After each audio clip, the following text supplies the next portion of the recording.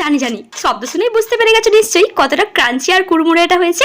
আজকে বানাচ্ছি মায়াপুরের বিখ্যাত কাশ্মীরি পনির। কোনো রকম পনির ছাড়াই কিন্তু এই রেসিপিটা হবে, খুবই অবাক করা ব্যাপার তাই না? এর জন্য প্রথমে ময়দাটা জল দিয়ে মেখে নিয়েছি। আধ ঘন্টা রেস্টে রাখার পর ময়দাটাকে ক্রমাগত জল দিয়ে ভালো করে দিয়ে নেবো। 4 বার ময়দাটাকে ভালো করে জলে ধুলেই ময়দার ফাইবারটা বেরিয়ে আসবে, যেটা পুরো পনিরের মতো দেখতে লাগবে। এবার গরম তেলে ছোট্ট ছোট্ট করে ছেড়ে দিয়ে হালকা গোল্ডেন ব্রাউন করে ভেজে নেবো। এতটা ক্রাঞ্চি আর কুড়মুড়ে হয়েছে তোমাদের বলে বোঝাতে পারবো না। এরপর ওই তেলের মধ্যে আলুগুলোকে লবণ হলুদ দিয়ে ভেজে নেব। 10 মিনিট পর তুলে নিয়ে ওই তেলের মধ্যে দিয়ে দেবো গোটা গরম মশলা, জিরে আর তেজপাতা। তারপর দেবো টমেটো কুচি, স্বাদ মতো লবণ, হলুদ গুঁড়ো, আদা বাটা, লঙ্কার গুঁড়ো, জিরে গুঁড়ো আর 2-3টে কাঁচা লঙ্কা চিরা। ব্যাস, এবার ভালো করে মিক্স করে দিয়ে দেবো ফেটিয়ে রাখা টক দই।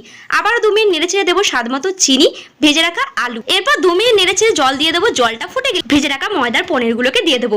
ব্যাস, এবার ঝোলটা ফুটে গেলে 1 চামচ গাওয়া ঘি আর রোস্টেড জিরে পাউডার ছড়িয়ে দিলেই রেডি। খেতে কিন্তু জাস্ট ফাটাফাটি।